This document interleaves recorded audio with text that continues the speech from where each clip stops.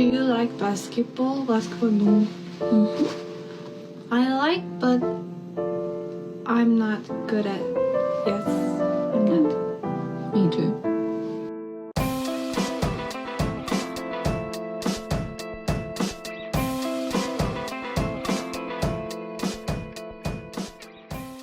Fucking reveal you guys. Oh man, he just This did some. I told this jackass one more sip, and he starts the damn it thing up. Fuck it. We'll do it live. Fuck it. We'll do it live. Hello everybody. I'm your host Jack. Whoa, I don't know what that was. All right, gross. What do you mean gross? It's a new voice I'm trying out, dude. You do a voice then off the cuff. The New York Knicks have won the championship. It's me, Stephen A. Wow. Okay. That's good? Nice. I'm your host Stephen A. Smith. This is the first take.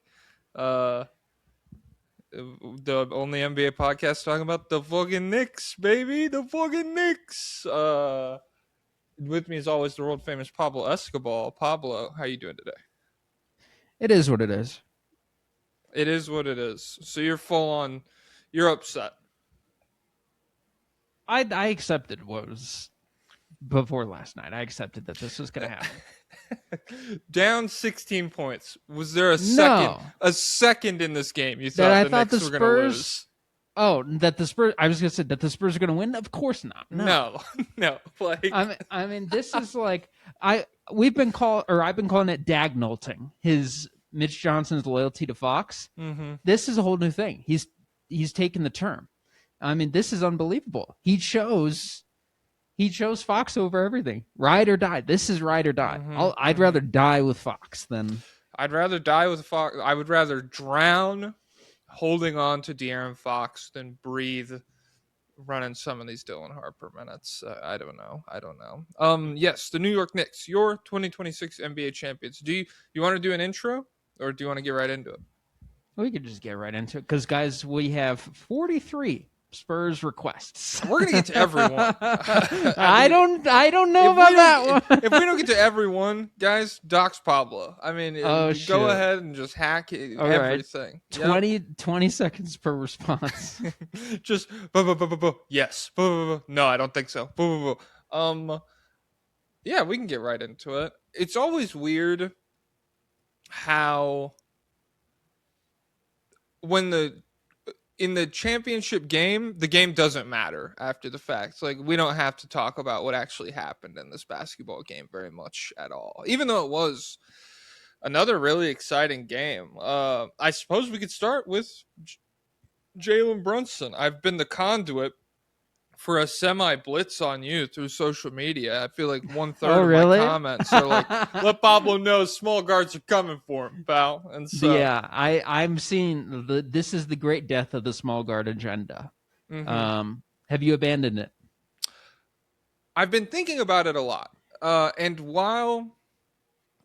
So I think major restructuralization is necessary, not strictly because of the Brunson bump, because we've talked about Project Brunson and chasing Brunson and how that, even though Brunson is so sick, not a super sustainable approach to team building, finding the next Brunson. But I think you can look at Jose Alvarado is a guy who had jumped out to me immensely over the course of these finals and this postseason run, and the ways that other teams came up short via turnover issues and lack of real cohesive guard play. And you could say in these contexts, definitely would have been worth the trade-off to have a small guard in the room for sure. So full abandonment, no. But I am also starting to think about them through the lens of how I feel about Jokic and how I feel about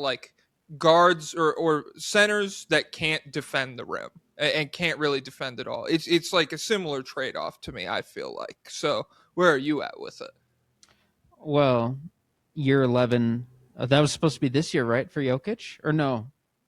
I don't know, because it gets muddy because he was drafted and then came over a year later. But for him to get the year 11 leap.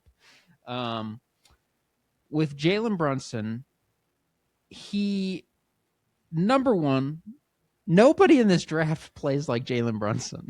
He's a mid-range self-creation cook guy. He was in college. No joke. He was putting up Bryce Sensabaugh numbers from mid-range. And so, guys, there's a Brunson waiting for you in Utah. If you want to talk about Project Brunson. Oh, my God. That's another thing. Like, Cam Boozer's definitely going to Utah. It's over. Oh, I want the Wizards. Come on. There's been so many like half-assed reports from Wizards where it's like the Wizards analytic department is making their case known. And it's like, well, I know what the analytic people want. I know what they want, but is a budding analytic department enough to overshadow this one made the frost rainbow face? I might be all right, but it ain't okay. Like there's just like these different things that the franchise has to weigh, and I don't know if they're necessarily going to go the way I want. But what the fuck do I know? You know? Well, honestly, the Brunson run is AJ upscale more than it is any of the small guards because he plays more like Brunson than any of them. All the rest of the small guards are momentum players. Like they make their impact getting like I'm trying to get in the paint super quick, or I'm trying to pull it from three, and then that Donovan Mitchell. Mitchell. Yeah. What Brunson did is it's interesting that it's a small guard victory because it's far more in the vein of Dwayne Wade than it is Steph Curry because really he was just doing his best impression of a big player. Like he was doing his best Kawhi, his best Jordan, we're just going to solo cover you because we get obliterated if we send help. So we're going to solo cover you. And it's just inevitable that you're going to drop 35 plus. I mean, and the Spurs, they don't have an elite defender, but they have a lot of pretty good guys. They did an admirable job through the first, they have 4 guys who games. should give him trouble. Yeah, but this last game, face fried off. Nobody had anything for Brunson in this fucking game, dude. And part of that, I mean, is like, I guess you could point to like fatigue or whatever, just like the Spurs. But like a lot of it is also, I feel like this is just the most comfortable Brunson has been with the defense the Spurs were rolling out there so far this series. Every time he got the ball going downhill, it just felt like he knew exactly. He had seen what was going to happen before, and he had the counter ready to go. And so, I mean, this is a true masterpiece of a closeout game. I don't know how many better there have been really in NBA history, but like especially over the last 10 or 15 years. 45 points, 67% true shooting, tied with Jordan in 98 for the most closeout points, and I think behind only Giannis in 2021 with the 50 in Game 6. Yeah, it's crazy that he's better at the mid-range self-creation thing in the playoffs than Shea is, honestly. How many turnovers did he have in this game? He's just three assists to 3 turnovers. Yeah, that's another thing. Like he has the small guard handle, which I guess is the part that other guys have trouble with. But like this wasn't an incredible passing. He's not. The Spurs designed it to not be an incredible passing series. Yeah. When you do the single coverage thing that we're talking about, you're not going to have fucking 9 assists or whatever. And when they were getting cooked by the blender, that's a lot of just basic passes, just get it out, and then we're swinging it around the perimeter. But yeah, it's so to characterize it as like only small guards can recreate this. I don't think that is accurate, but I understand that's how they're just gonna take it at face value, and so. No, I mean I don't know. I feel like I'm seeing more people be realistic about like coffee sip. It helps that Brunson is this good, is like so undeniably good that it's very hard for people to take whatever other small guard they're talking about and be like, he's got shades of Brunson to him. Nobody has shades of Jalen Brunson. Like there's to be this one tall. guy. Bryce? Unironically, friggin' Bryce Sensabaugh. Okay, I'm just saying to be this tall. Well, first of all, we need. Doesn't matter all the other L's I've taken. Enormous the biggest, playmaking the most leap. important. We need. Yes, I mean, Yes, we do need a gargantuan. Guys, Jalen obviously Brunson's this jackass hasn't seen the Jalen live Brunson's one dribble of the one-handed skip passes that Bryce has done when given the opportunity. Hey, okay, Jalen whatever. Brunson, wait, what were you going to say? Jalen Brunson is one of what? I'm one of the better passers in the NBA. Like a No. very yes. He's good. I wouldn't say he's He- one of the better. He's good. He's very good. I would say. Like what do we think? Top. Pull up starting point guard list. Let's rank it up. Okay. NBA's starting point guards. Let's do it. Actually, I'm going to go to Basketball Reference. We can pull up the leaders in assists per game. Yeah, Okay. that seems like an easier way to do this because I'm not trying to like do the whole point guard list and be like, well, we didn't talk about Sabonis or whatever. It's like, fuck you. Okay. Let me see. Is Sabonis a better passer? Fuck no. Absolutely. I mean, not even like the same stratosphere for me. Like it's I think he might be comparable in talent, but I do not care about him at all. So I don't want to talk about him. He sucks. I hate him. So we have Jokic, better passer, I would say. Yeah. But then we go Cade. I think Cade is there. Well, I mean, are we counting in terms of like Jalen? So Jalen Brunson's passing superpower is not turning the ball over versus Cade is the worst ever at turning the ball over. But obviously, he makes far more incredible passes than Brunson does on a regular basis. So. I think Cade's probably a better passer, but well, let's separate because if we're talking ball security, Brunson is top tier. But in terms of passing vision and the passes he makes, let's look at it through that do lens. you have confidence through the Bryce Sensabaugh lens that we could scale Bryce up to this level of scoring and playmaking, and the ball security would be the same as a Jalen Brunson level guy? Well, I think the obstacle there would not be the passing; it would be the handle. Okay.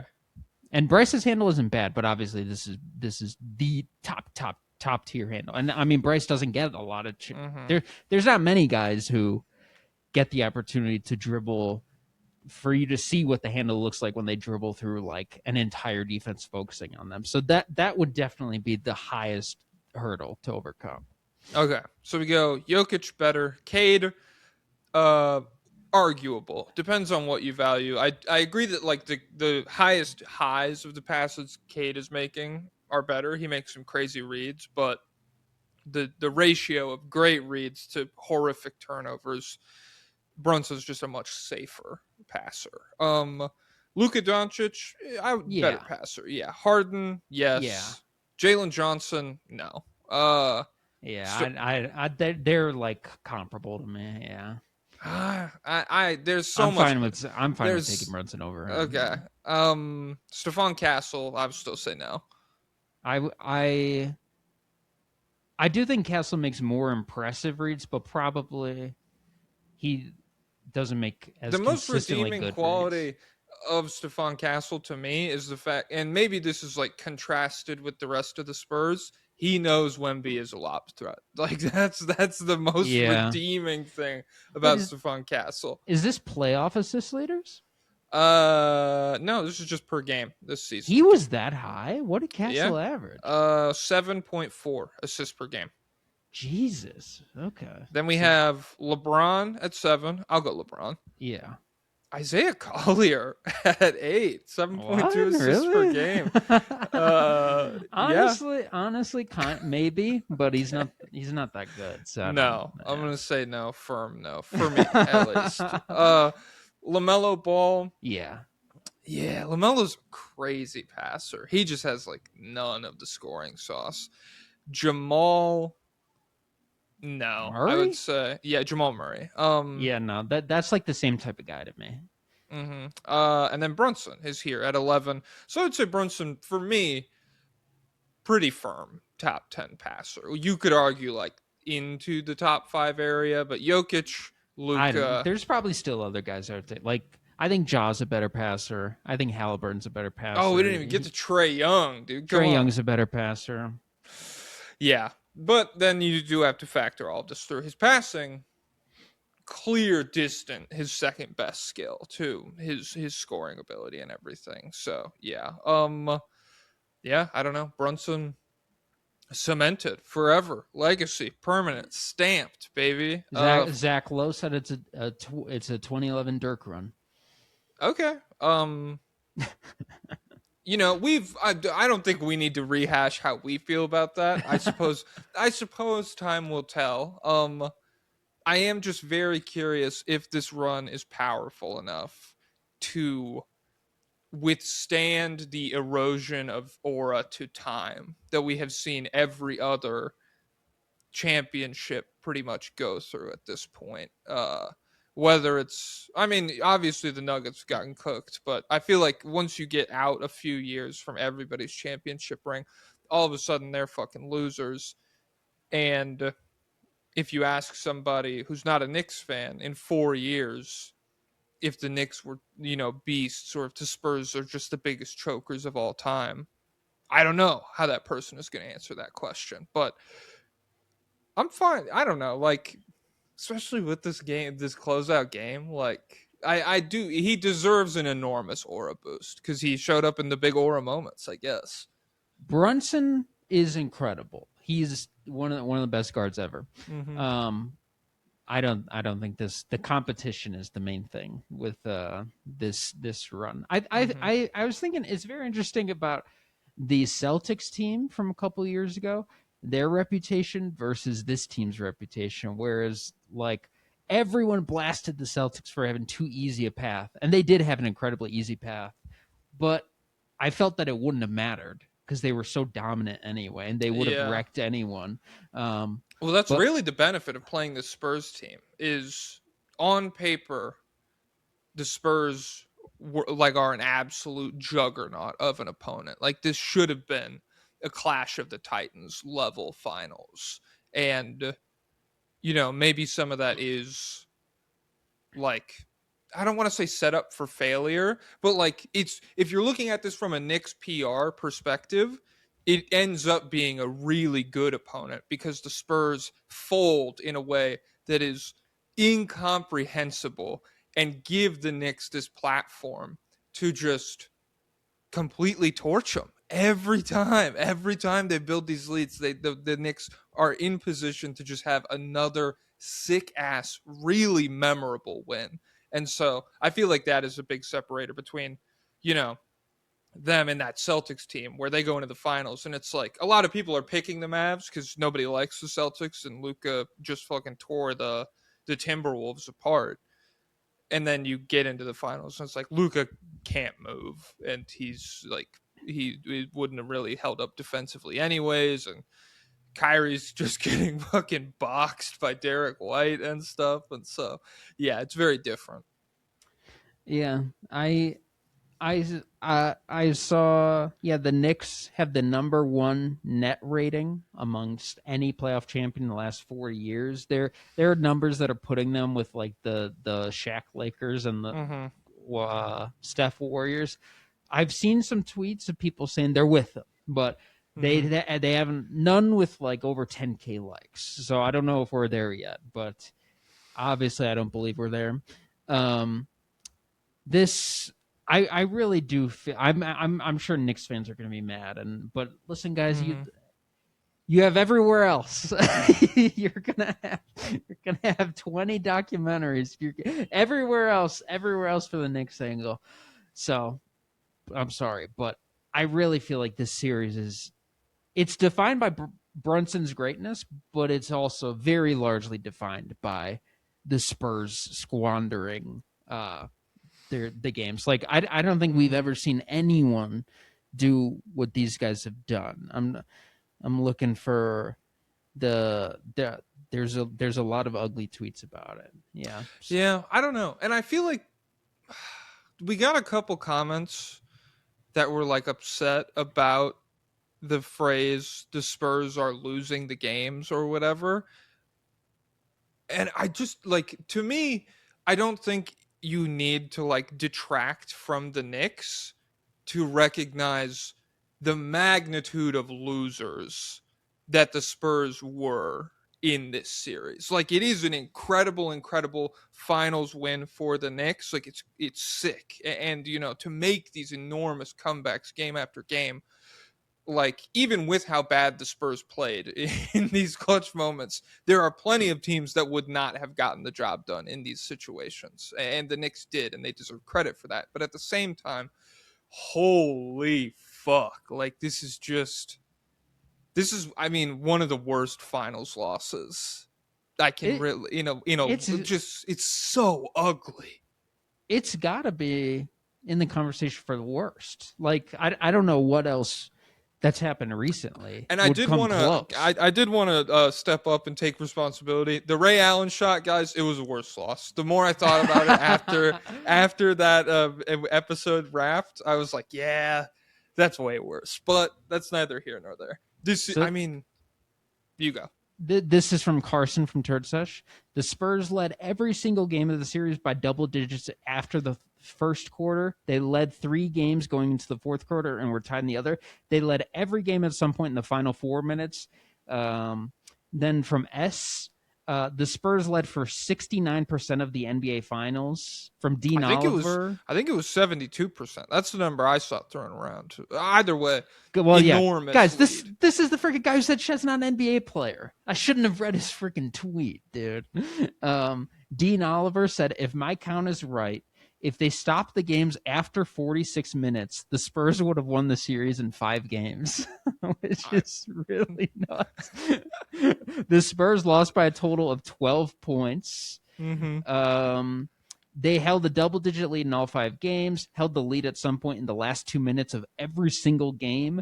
They blew a 29-point halftime lead plus 20-point fourth quarter lead. The odds of them losing this are 1 in 250,000. So it's really just incredible. And I mean, really, like, has there been a gap between 2 players of the same position this wide in any series in history between Brunson and Fox? Oh man, I mean, I'm sure there has been, where it's like, who were the Nets rolling out against Shaq in the finals or whatever, or like Kenyon Martin? He's close to Shaq than Brunson was to Fox. Okay, so let me pull this up. Who did the Suns start at power forward when they played Giannis? Crowder, right? Crowder's pretty good. It's tough. It's going to be tough to find, because, like, before this series or whatever, it's like, yeah, Fox is like pretty mid or whatever, but like I would have said Fox is pretty good. The way you say Jay Crowder's pretty good, or Kenyon Martin's pretty good, but I don't think Crowder had a disaster, did he, in the finals? But I have no memory. But that's what I'm saying. I don't think, like, it's going to be really, really hard to find a positional gap where the other player is as actively harmful as Fox was in this series. Like, it's one thing for a role player to disappear and to not hit the shots that you want them to, but to get the platform that De'Aaron Fox had in this series. like every game, they're like, it's the end of the game. Let's go to De'Aaron. Mm-hmm. let's go to our closer. And I'm like, who's the closer? Because, like, you're really scaring me. I thought let's bring in the closer with 18 ERA. Can we close? Can we close by committee tonight? And he's like, dude, fuck you. You don't try it. Like, that was the other thing that pissed me off. Just Mitch Johnson. I don't know if this is for you, dude. I don't. I would have stopped Brunson from scoring so many points if I had to do it over again. Buddy, I mean, I don't think the seat is as hot as it probably should be. No, because I doubt it. I don't think the Spurs are necessarily going to be operating with the necessary urgency this offseason. And when we talk about the De'Aaron Fox aspect of it, maybe urgency doesn't really matter. Like, I don't know who is buying on that contract at this point. You're gonna have to change the scenery in Houston, like Dylan Brooks. Dude, maybe Houston. Huge. He's from Houston. Buy low. That would be sick. I don't know, but yeah, someone would have to get. Can we get Jabari? No, I would Shit. take Reed straight up right now. We could They're just not giving up Reed, dude. He's sheets I would take Jesus. Jay Tate. You can have Fox for nothing. That's not Immediately after Bulls fans were like, "We'll take him off your hands, guys. Throw in number 20. We'll take good care of him." Yeah, I mean, it's just like this is even if Fox is like, a realistically good version of what you brought him in to be, which is not all-star point guard anymore, but productive guy, good late game manager, responsible, adult in the room to help this team not fucking smoke an entire playoff series the way the Spurs did here. Even if he is that guy, this contract is still actively hurting your ability to build this team. And so when he's as bad as he was in this series, it becomes potentially the worst in the league, really. Total fourth quarter stats in the finals for De'Aaron Fox: 5 of 19 from the field, 3 of 12 from 3, or no, 3 of 12 from 2, 2 of 7 from 3, 14 points, 4 assists, 5 turnovers, and he was just given the keys. Well, that's to everything.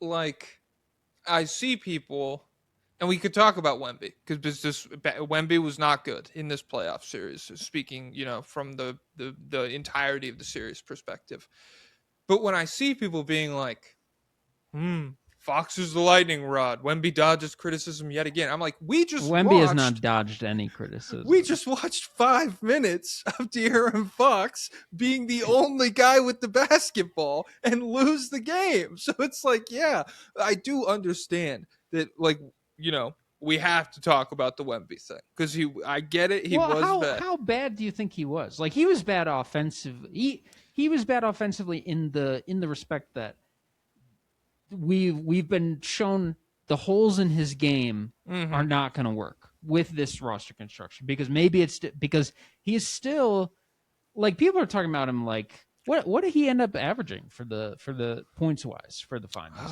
I'm gonna guess 24. Let me see. And it's inefficient, but I mean, this is not a Gobert. How the fuck do I get to the playoff series and stuff? So seasons, summary, playoffs. Then we go to the finals. Then we'll go to Victor Wembanyama, and it will be 26 points, 11 rebounds, 4 blocks, 3 assists, 13 turnovers in 5 games. So you guys can do the math on that. I don't. It's like really a little know under what it 3. is. And that is 53% true shooting. So really inefficient 26 point per game scorer. And I agree, yeah, like the holes in his game, like, it's tough. It's tough because you want to talk about this as 22-year-old gets to the stage the first time or whatever. But then I do understand other people being like, oh, this is the best in the world. We got to hold him to those standards. And I'm like, that's fair. But sometimes I question whether or not that's a productive conversation, or you're just looking to circle back on takes and pop your shit or whatever. And so to those people doing the second thing, very entitled to do that, because the highs with Wemby were super crazy in this postseason. But when we talk about like the ins and outs of why the Spurs lost this series, I do understand Fox getting like so much hate, I guess. Well, where we're at with Wemby is he's a game-breaking role man, but this team is not built to take advantage of that, apparently. Also kind of a mid-screener, which is really annoying for a guy who's that good of a role man. The screening is a clear area of improvement. The three-point shooting consistency is a clear area of improvement. The lack of a self-creation game against a center like Towns, or just self-creation in general. Like there's no real consistent self-creation against high-level defenses. These are criticisms, but what he is right now is still. Who's the best player in the NBA right now? Too, I still think it's probably him. Yeah, I think it's him or it's Shea. And I think we got enough pros and cons for both guys that like it's very easy to make a case for or against either of them. I guess I would probably still go Shea by a thin margin just because it's so hard.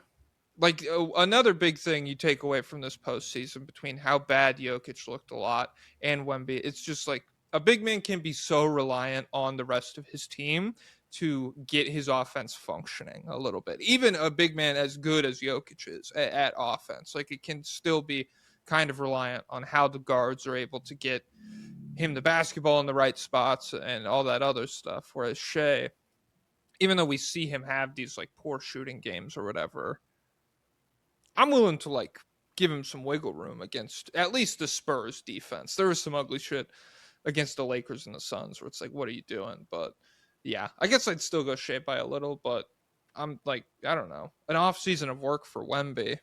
Who knows what he looks like coming into the league? Yeah, I don't know, because I mean, there's weaknesses for every type of player, and this is just his weaknesses showed up in this matchup because they were able to exploit it. But Shea's weaknesses showed up against the Spurs, and then Jokic's weaknesses show up against Minnesota. They show up against everybody these days. They show up against the Clippers. They show up against the Thunder. I'm starting to think. Have you ever seen The Sopranos? No, I started a while ago, but that's it. You should keep watching it. But there's a line where he's like, "I'm starting to think I got in at the end of things," and he's like, you know, is the American dream over for everybody? And that's kind of how it feels watching Nuggets basketball. So, like, I saw a Nuggets reporter be like, "Knicks winning really makes me hopeful for the Nuggets." How? Like, what are you talking about there, dude? I have no idea.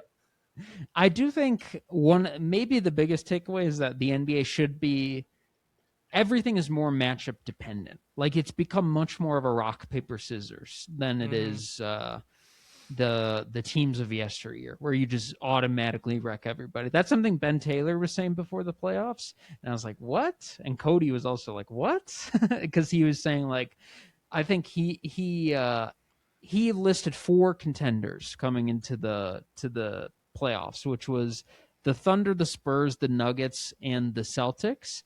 And then Cody was like, are the Celtics really with those other 3, or is it just because they're the best team in the East? And he's like, I think they present specific problems for a couple of the teams. And then he went through how they all interact with each other and like how it's all matchup dependent. And I think he's right. And so it's like I like it's crazy that you could be a better matchup for the Thunder and then get beat by the Knicks. I mean, it is, but there's such different. Like a lot of people were saying this before the finals that like the Knicks are a nightmare matchup for either that version of the Thunder team or the Spurs, and they were right. You know, it is.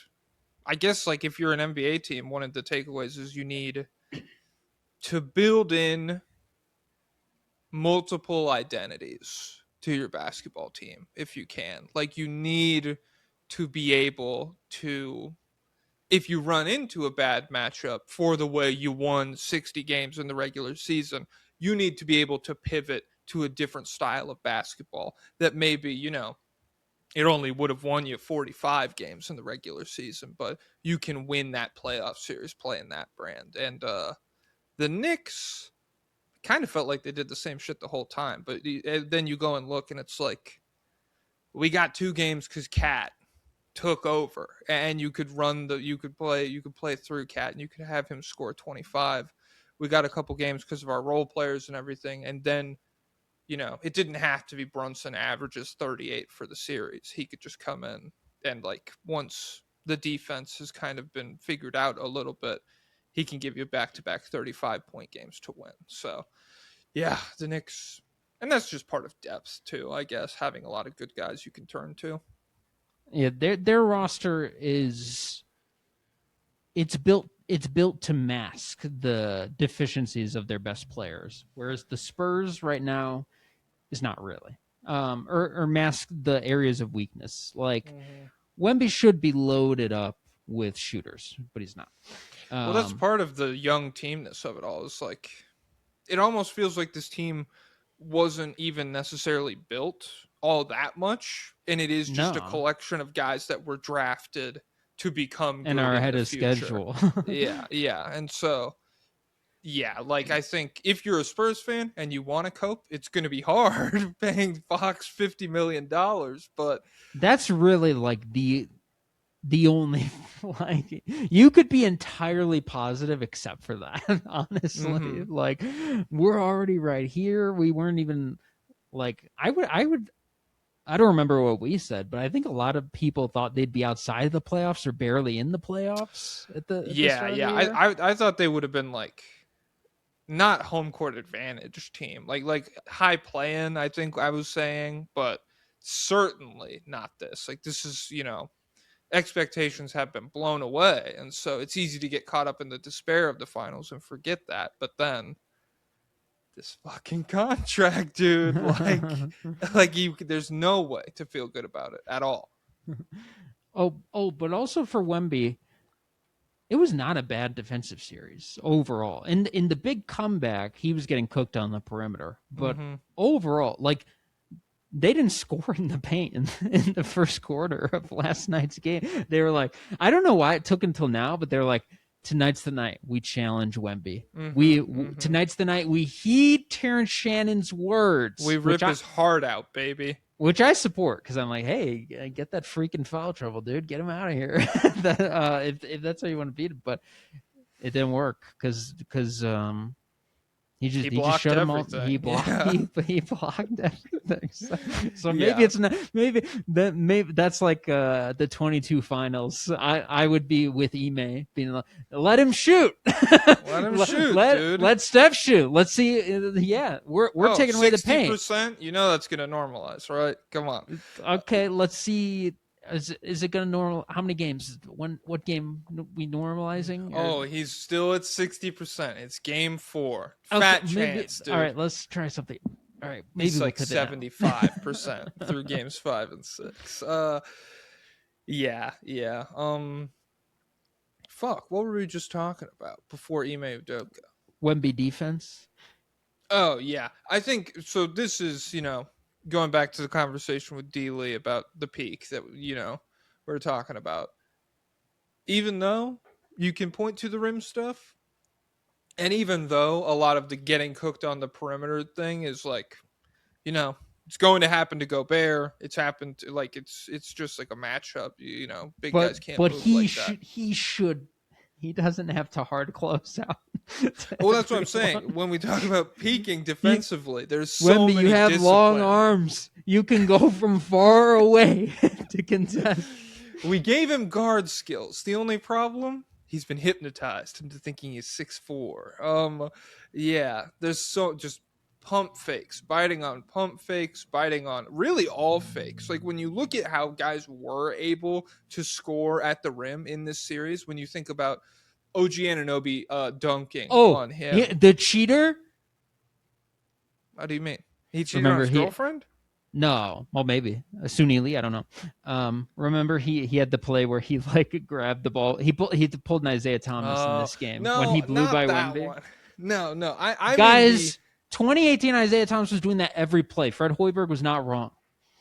So downscale him. Yep. And guys, by the way, did you see his tweet? To downscale Isaiah Thomas. That's what we need in 2026. You need to believe in him even less. What did he tweet? He's like, this is why you don't give up on small guards. Give them a chance. He didn't break his hip, really.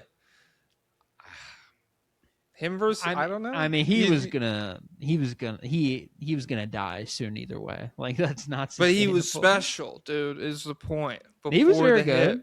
He was sick. And he was no Brunson, but he was. I mean, he was very good though. Yeah. He was very.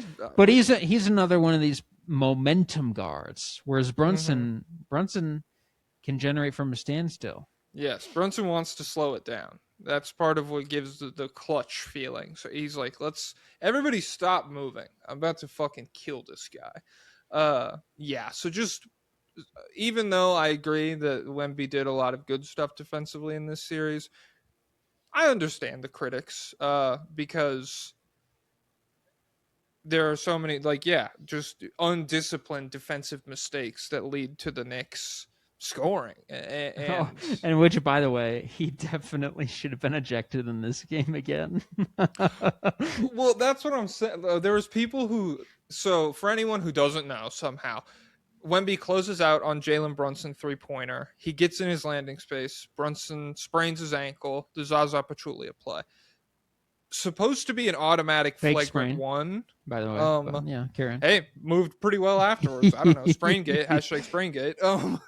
He's on No. he's on the ground in pain a lot, and he's fine very quick after. They must have sensu beans on the New York. Maybe he's just on Vicodin, and that's why he's just crazy. So he gets the flagrant foul, or it should be a flagrant foul. The refs don't call anything.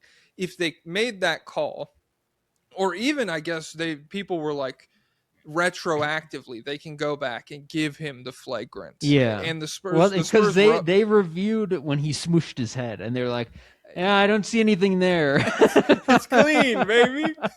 And so this is when the Spurs were up 15 in the third quarter, and people were like, dude, there's no way Wemby should be playing in game 6. And I was like, what planet are you living in that there's going to be a game 6 right now? Like, how have you guys watched the series and you're not like, Jalen Brunson's going to decapitate these guys over the next 15 minutes? And so, yeah, a piece of discourse that is beautifully lost to time, because 100% they're not suspending Wemby for that. They're finding a way around it. I think absolutely not. The argument they would have made is that Brunson, he didn't do like he leaned a little bit. Yeah. Well, it wasn't like a normal kick out. It was more of his starting jump shot. His feet were really close together, and he widened them out to a bit bigger than his shoulders as he landed. And part of it was to draw the foul or whatever. But yeah, I think it should have been called. Like, it was a mistake that it wasn't, and it would have been crazy for him to not be suspended. But yeah, I think he was playing in game 6 for sure. Yeah, they're just not going to do that. It's the highest rated final since Jordan. They're not going to mess it up. And if it was flipped, they're not kicking Brunson out, dude. If he was walking under Wemby threes, they're not going to kick him out. Yeah. So. I wonder, it is a good question. I wonder if 2016 Draymond, I saw a tweet, is that like the best player that could get suspended? Is like a guy better than that? They're just finding a way around it. Maybe. And honestly, like, they would have found ways for Draymond around it if he just did too much all the time. Like, it was just way too much. Yeah. So I think he probably will be the best one. What was did Amari get suspended for walking off the bench in Phoenix against the Spurs? That was Suns nuts. leave bench suspension. Ooh, burp break. Yeah. Amare and Boris Diaw, both 1-game suspensions for leaving the immediate vicinity of their bench. That's so unbelievable. That's crazy, because that's the one where, is that when Nash breaks his nose? I think so. Yeah, and like, well, something was always happening to him. So. Yeah, but that one's cool because that's some cool pictures. Blood everywhere, nose all taped up. Like, that's an aura farming moment for sure. God, I wish Steve Nash had a better second option. Brunson over Nash? Yeah, I mean, I guess, but like, it's very close. But I love Steve Nash also. I'm just saying, I wish Amari was not that good. And no, Amari versus Cat. In that era, he was definitely more powerful.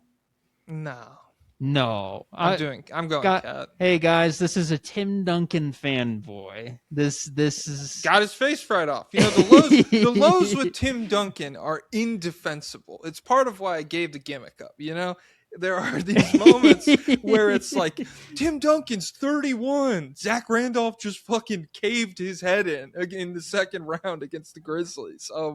There are these moments, but nah, like No, but pull up. I'm pretty sure Amari was very good in the playoffs. he was, but he like wouldn't be today because that like just athletic play finisher, who's not a good defender, like that sucks today, honestly. But he was very powerful in that era. so we have And I think he was good. Yeah, I think he was like a MVP candidate, right? When he first went to the Knicks before he exploded. yeah, I mean I think so. So first year with the Knicks, ninth in MVP, but he's all NBA second, and so he's not as Okay. washed as you think. The first year with the Knicks, 2005. So this is a nuke run. I'll give it to you. 15 games, 30 points, 11 rebounds, on 54% from the field. Then In the playoffs? yeah, Oh my god! Wait, how many games? 15. So a Oh, nice. wow. That's a conference finals run. Then we go 10 games in 2007. He's 25 points and 12 rebounds, and then he's in 5 games, 23 points and 9 rebounds in 2008. So I Oh, he mean, was a good rebounder, right?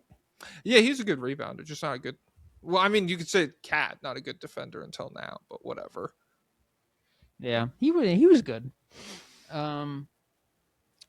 But yeah, here's a tweet from Chris Steed, a head coach, and he said Mitch Johnson overcomplicated the entire series in 3 ways. Number one, exotic coverages. Brunson can't beat you from the mid range, so there's way too many traps, matchup zones, blitzes, etc.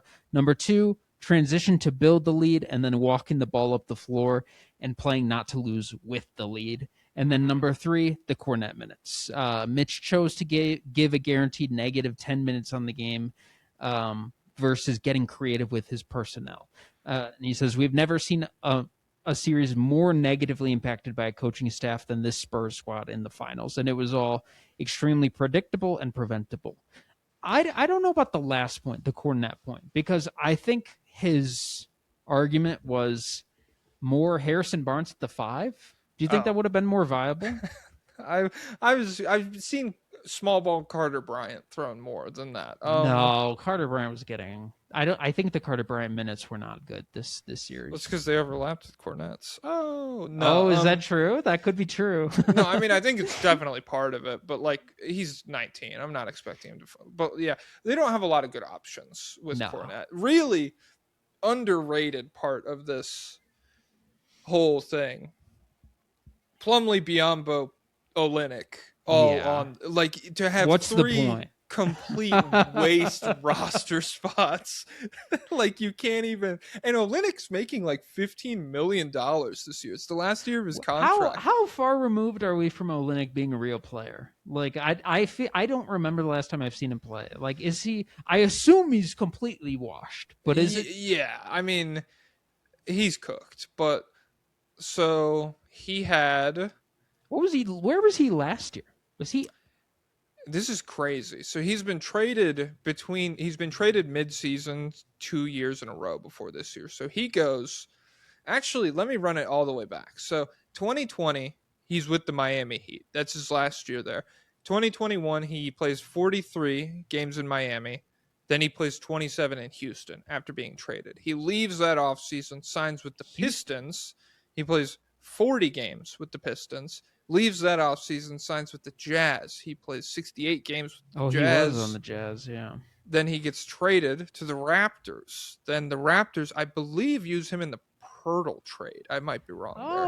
Wait. So he was okay for the Jazz, and the Raptors gave him the contract, right? And then they were like, hey, here's a little bit of money, Kelly. Oh, yeah. That's what it was. Yeah, they trade because who's the handsome guy in Toronto? Abaji. Yeah, Agbaji. He was involved in that, and he made it feel a lot better because Olynyk was terrible after the Spurs gave or the Raptors gave him that money. He averaged in 28 games, 13 points, 6 rebounds, 5 assists for the Toronto Raptors. So wait, what? That's good. I know. And so then on what from 3? 34% from 3. Last year? No, this is 23-24, so 2 years ago. Okay, has he done anything last year or no? No, last year he got traded from the Raptors to the Pelicans, I assume in the Brandon Ingram deal.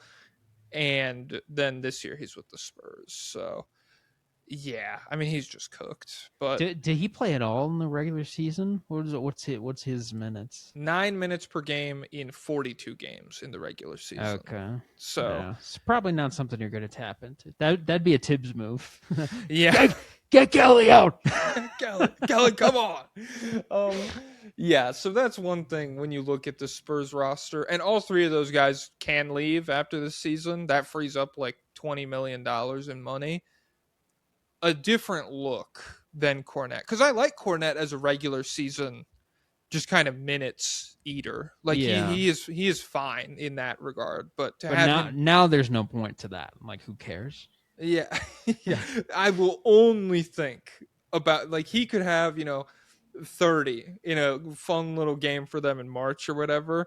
I'll still be pissed about I'll tell you who needs that. The Nuggets. For seeding. Like, we have some guys we need to avoid. So we're gonna need some help. It's just over for the Nuggets. I'm not even, I'm seeing so many different like cope. Like, the only thing is we're just more time removed from Jokic's disaster. And I mean, like, how it's so crazy that we went from like Wemby was the good guy like 2 weeks ago against the Thunder, and then he immediately became the world's most evil fraud. Which, to be fair, he did play. I wonder how evil he's going to be at peak, because I don't know.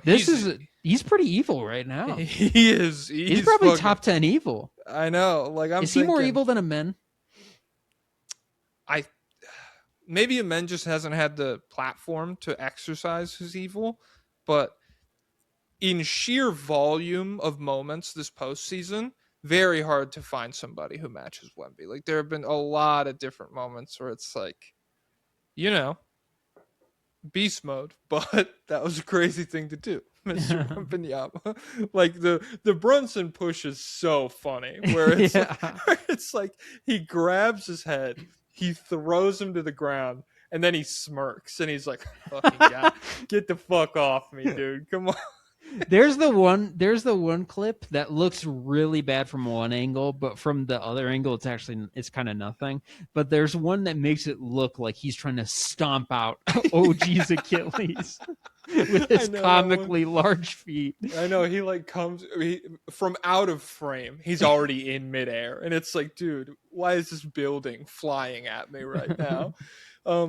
Yeah, so I think evil, he could scale incredibly high for evil, because he's just like, I think we're already like, the ball is rolling on the Wemby villain arc and stuff. Like, this year, the xenophobia has not disappeared. Like, the people who are just mad at Jokic because he's foreign, like, they're still out there, and they're like, there's this French sicko, this cocky French motherfucker. And so, yeah, combine that with the loser of the, like to lose in this fashion, to choke this hard, it just like adds fuel to the fire there, I feel like. And he didn't shake hands. Hey? Wow. Seriously, dude? Fucking asshole. Brunson's hand's too little to shake anyway. Dude, who cares? Finals MVP. Do you want him to shake his arm like a freaking Spartan? First hat trick, dude. Finals MVP, Eastern Conference MVP, NBA Cup MVP. We do. The Cup is a great. The Pacers won the Cup before, and they went to the finals, and they would have won maybe. Who knows? Who knows? Who won the Cup before? Milwaukee? Yeah, I think it goes Lakers, Bucks, Pacers, Knicks. Did the Lakers do anything that year? No, I think that was a Nuggets Lakers year. The good old days. Yeah, hey, the glory days, baby. Let's take a trip down memory lane. When D-Lo was D-Fox. But the other 2 points, so the exotic coverages, it did take Mitch 2 games. He threw away 2 games just sending the entire team at Brunson, really. So that wasn't great. Transition to build the lead, and then walking the ball up the floor and playing not to lose with the lead. This team, I didn't realize this, but they were bad at this in the regular season too, at holding leads. So I think this is a real flaw. He's like, he's run the ball, run the ball. Well, it but it's like certainly we've gotten felt there with like it. tons of passes. Like it felt like, I mean, the Spurs had no idea what to do in any of these games, and we can talk about Fox being bad, and that's the result of this issue. But the issue is coaching to me. Like when you get this enormous sample size of just game to game, everything completely breaks down and you have no idea what to do on offense. And you end up going right at OG Anunoby for like 40% of your total clutch possessions. Yeah, that is a coaching issue. I'm willing to lay that at his feet. And yeah, they have Dylan Harper, and they're like, it's not your time. Oh, Vassell. We didn't even talk about the quote. Did you see that? Yeah, I don't think it was. I think people are applying more to that than it really was. I think he was clearly talking about the regular season, when he was like much more in and out and less involved. Because he was talking about him and Carter and like how impressive it is for them as rookies. He's like, over the like it was hard for him because he didn't like his role, he didn't like his minutes. I don't think he was talking about this finals. No, I agree. But it is just interesting because, like, did they win if Mitch makes that adjustment? I have no idea. But it's just crazy to stick with what we know doesn't work. That's what makes it so astounding for him to like, De'Aaron Fox is getting the ball. And it's like, great, we're going to lose the game then. And they did. And I mean, we were ahead. So I really think they do win the series if we. And it is interesting because of how necessary he was against the Thunder. It's crazy that it fell off this hard. But yeah, so for the Spurs, the core net thing is a clear area of improvement. But what do you do? I think do you have to go after like an EPM demon or something? Like do we go for Paul Reed something? I don't know. What do we do to get a survivable playoff center? Paul Reed would be like really. I would love but that. I don't know if they're gonna give him up. I don't know who's out there. Well, he's a free agent, I think. Is he really? Yeah. I think Paul Reed's one of the cooler free agents, I feel like. Paul Reed contract. We need to do a full free agency thing in a couple weeks, but we got to do the draft first. We got to get on that.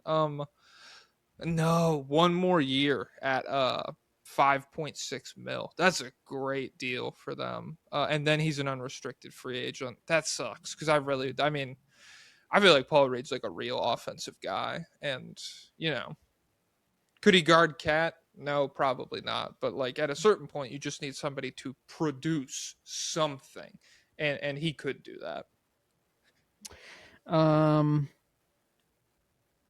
OG?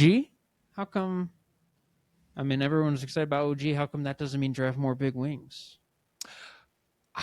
It's interesting. I feel like everybody is very aware. Because when you talk about like it's a copycat league or recreating this Knicks team, for some reason people think you can just find a Brunson or a Karl Anthony Towns, but then everybody is very aware that you can't just find an OG Anunoby, and it's like you can't find any of those three. It's an incredibly rare archetype for all of them. But yeah, like the idea, and that's why when I see again going back to this Nuggets cope, it's like, even if you have a Brunson and a Cat, which you could talk about how good Jokic is compared to those guys or whatever, OG's instrumental to this, and Aaron Gordon can't stay healthy, and you have no other good defenders. Oh, yeah. And so maybe Peyton Watson leap, baby. They have to trade Cam Johnson to pay Peyton Watson, but maybe he'll become OG Anunoby. Cam Johnson is either going to the Bulls or he's involved with someone else. Okay. Coming to the Bulls. Patrick Williams, baby. Send him over. Oh, we can fix him. Who are we trading him for? Is it for Fox? I forget Patrick Williams? Yeah. We're going to make a big trade for where we take someone. Maybe for Ja? I don't know. I mean, if I'm the Spurs, you can have Fox for free tomorrow. It's just like I am very willing to take a step back next year and recognize that we might not make the finals again, we might not be the second seed again or whatever, but just set the team up for a more sustainable future than like the shit that this Fox contract has you headed towards.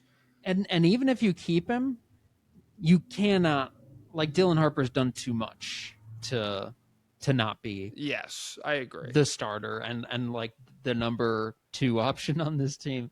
Honestly, his finals is crazy. Like, What did he finish averaging? Keep talking, I'll pull it up. I've been a very strong proponent of Cooper Flagg is going to be the guy. The whole year with the connaissance, I was like, hold firm, guys. I'm not worried. Cooper's still the guy. When it came to the 2026 draft prospects, they're like, I think 5 of these guys are better than Cooper. I said, no, Cooper's still better than all of them. I don't care about Boozer's sheets. I don't care about Debance's strides. I don't care about Peterson's high school tape. Give me Cooper. Okay. But if Dylan Harper's gonna be a high-level defensive player, he might, maybe. Yeah, I mean, So Harper, 5 finals games. God, what a demon. 18 points, 6 rebounds, 3 assists, 1 turnover, 61% on his 2-pointers. So 3-pointer really fell off for him, for Wemby, for Fox, Castle, 30%. Yeah, it was bad for all of them. But, I mean, really, really, like, a very, very impressive series from Harper. To the point where I was like, he had the 3rd best rim field goal percentage of any guard in the playoffs since 2000, minimum 80 attempts, and that's why it sucked. He had that one, and Castle did have the 4th best, to be fair.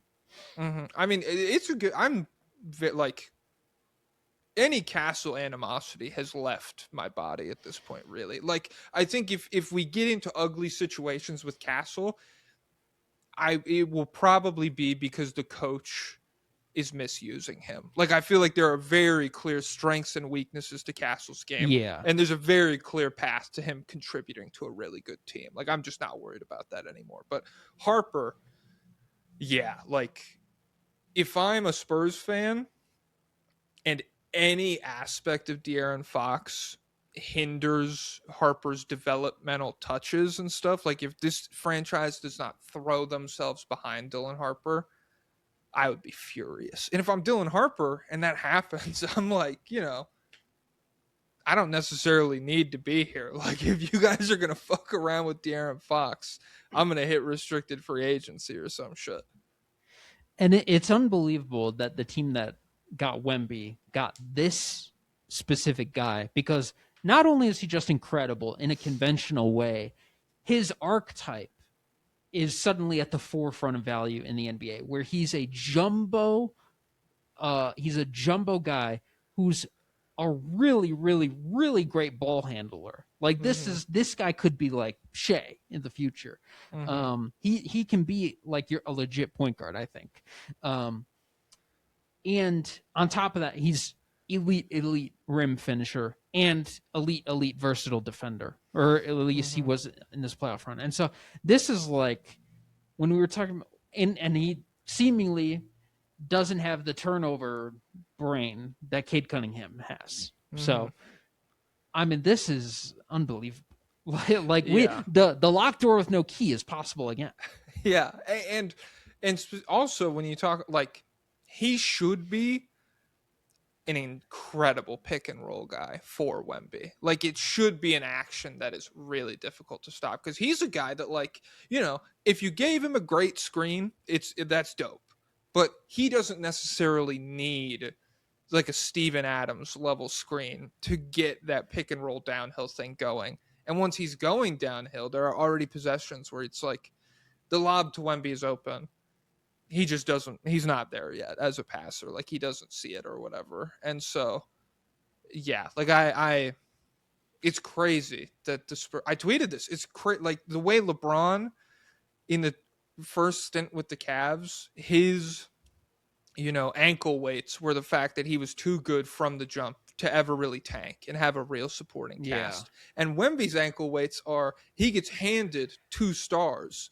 Well, thank God for the blood clot. Yeah. Hey, thank God. Whatever. He gets blood clot. He gets 2 stars. His ankle weights are the front office blowing their legs off, paying De'Aaron Fox all of this money. Yeah. I mean, it's crazy. Could they have traded for Drew? I've been seeing people say that they should have gone for Drew instead. I don't remember exactly what they gave up for. I know. Let me see. Spurs Fox trade. They gave up nothing to get him, pretty much. I remember. Mm-hmm. It goes. Fox goes to the Spurs. Levine goes to the Kings. Zach Collins, Trey Jones, Kevin Herter, and a 25 first-round pick from the Spurs go to the Bulls. So, was Drew on the Blazers at this point? No, it would have been the Celtics, right? Yeah. Who did the Celtics? Or are they just talking about trading for Blazers Drew? Maybe. Drew Holiday Celtics trade. Well, because the other thing that's come out is the Cavs could have traded for Drew instead of Harden. So I'm not gonna kill them for that. Like he's better, I guess, but like they're not a Drew Holiday away at all. No, but I think that probably would have been a better fit. So Drew was traded from the Celtics to the Blazers in what the hell? Was he traded from this is weird. I forgot about this. So he was traded from the Bucks to the Blazers, then the Blazers to the Celtics, and then the Celtics traded him back to the Blazers after the fact. Celtics trading Drew Holiday. Yeah, for Lillard. So these reports are like all fucked up. So June 2025 is when Drew Holiday was sent to the Trailblazers. Fox was traded to the Spurs in February of 2025. So, yeah, if the Spurs just sit until the postseason or the off season, I guess, I think Holiday would have been on the table for them. Yeah. So there's a big sentiment that the Spurs won't be back, which you might very just be possible. tapped into negativity a little bit there. I feel like your not, feed. I get some of them, but like I don't think that's prevailing sentiment. That's one of the biggest ones I've seen is where it's like everyone thinks they'll be back. You might never be back, which is very true. Okay, yeah, no, I've seen a lot of that. I guess yeah. You're saying it that way, but I do think there are very clear paths for improvement with this roster. Be interesting. Will the Knicks be back? Because these guys are all under contracts still, right? Like they'll be the same. Yeah, they can just run it straight back, I believe. Do you like a couple days ago there was a report about Cat where they were like, regardless of how the finals goes, he might out. Be shopped around or whatever. I don't know who that was from though. Oh, Mitchell Robinson, free agent this offseason. Oh, I wonder if he'll leave. What if he goes to the Spurs? I mean, he would disintegrate. He'd be better than Cornette. 1,000%. I'm just saying, one of the big miracles of this Knicks run is that Mitchell Robinson, he breaks his hand, but he doesn't really need it to play, I guess. So, yeah. But Cat's there. OG is back. Brunson, Bridges, Hart, Alvarado, McBride, and Dadier and Kolek are all back. So we got the whole gang, baby. So barring injury, it'll be interesting to see how they, and I guess barring changes in the East. I wonder, like, because my big thing is, like, I felt that they were just, like, every part of this team is just going to get legacy boost times a million just because it's New York. But I don't know if that's going to happen because I wonder, like, are there going to be people claiming Brunson is the best player in the league right now? Like even just in the summer, like leading up to the season, when everyone like takes stock of going forward, are people going to be like if Giannis gets traded to the Celtics, are people going to be like, well, now the Celtics have the second best player. The second and third best player in the East, and the Knicks have Brunson, the first best. Best in the world, I think a very small amount of people will push, but I do think there will be more like general Brunson upscale into conversations that maybe were previously closed off to like Ant versus Brunson. I feel like that will be something like if you Oh put Ant yeah. over Brunson, a lot of people will take offense to that at this point. And you know, when we're talking like playoffs and stuff, I do understand like there are aspects of Ant's games that are weaknesses where Brunson is like completely rock steady. And so I think it'll be more like Brunson is top 5 than it is best in the world. Well, let me ask you this. Let's assume he's fully 100% the same guy he was the last time we saw him. Halliburton versus Brunson. That's tough. Oh, it is tough. It is tough. I don't know. That's tricky. And I feel like a lot of people And will Knicks fans be offended at that question? I don't know. yes. Well, that was going to I think yes, but I think it's because Halliburton probably underrated at this point from the last version we saw. Realistically, accounting for the injury, I'll probably slant Brunson here until we see more. And he's in rough shape right now, so I don't know if he'll be 100% by the time the season starts. That would be crazy for the Pacers to get, Brunson's or Halliburton's a lot better, but to have Oladipo break out 1 season completely gone, and then have Halliburton break out 2 seasons, and if he's never the same, that would be crazy. But fingers crossed, baby, because I love Halliburton. He's a great player, and it's crazy because like he's incredibly different to Brunson. And and he's really the upscale argument for a lot of these small guards in this draft. Like the hope is that much more of them become Halliburton than it is they become Brunson. Well, even him, I'm always gonna like in the run to the finals. Halliburton made a lot of plays defensively. Yeah. Like it's not and Brunson held up better defensively in this run than I expected. Huge margin. Like he was put in position to hold up, and he very much held up his end of the deal. And so it's not like I guess I'm gonna have to change. I've always said Brunson, Ja, Trae Young level defender as like a benchmark. I will remove Brunson from that list at this point. He's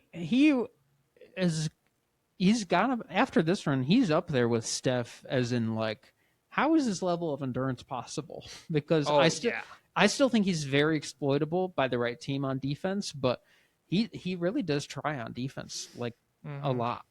And then obviously he's always worked hard on offense. But it's crazy. Yeah, it's crazy how he still had gas down the stretch of these games where, especially when like the Spurs are the younger team and you can kind of see in some of these games, the approach is we're pressing him full court every time he brings the ball up. We're going to tire him out. And then it's the fourth quarter and Devin Vassell is like, holy fuck. And Brunson is just like the Terminator coming down the floor, still completely ready to go. It is much harder to do that defensively. Like defensive stamina is so much harder than offensive stamina. Okay. Well, wait. What do you think about how will Towns' reputation persist going into next season? Because we got massive Towns PR leap, and he wasn't great the last couple games. He ran into foul trouble, which I think, from what I've seen, is it's kind of being excused as like Spurs. They get to do whatever they want, but Cat doesn't get to do whatever he wants. But I think he's still mostly the same guy. He's better. Like just the fact that he was making plays defensively and that he was a bad matchup for Wemby is more than I thought he could be defensively. But I wonder how are people going to say best center in the East? Yeah, I think. Who's else the is comp? out there? Bam.